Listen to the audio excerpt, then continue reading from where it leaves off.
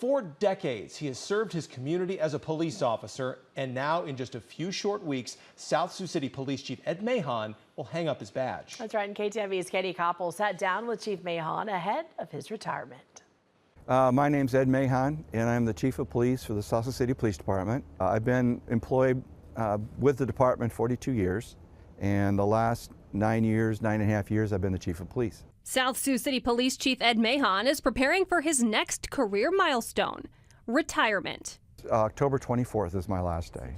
He took over as police chief in 2016 and credits his team of officers for making his last decade in law enforcement easy. It's been very kind of simple. I hate to say it, I like to say it's very difficult, but it's been simple. The officers are great. You deal with the public like you want to be dealt with, and boy, the officers, they do that. There is one group, he says, that has made the biggest impact on his career. Plus the community.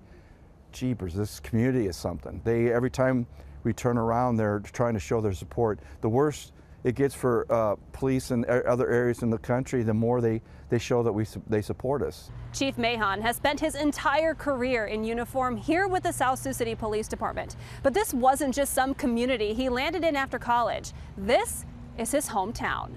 For the most part, absolutely no regrets. It's just been a great opportunity to be in my home doing something what I felt was very important. I don't want to say I got addicted, but it was just, I never wanted to leave. It was so much fun. It was challenging. It was just everything everything good I never thought it could be. A career spent serving his hometown. I don't know. There's a lot of adjectives that would describe it, but it's been challenging. It's been fun. It's been fulfilling. Exciting, just everything. It's been tough, you know. It's been everything a career could be. With his days in uniform winding down, I asked what his plans were for his last day on the job.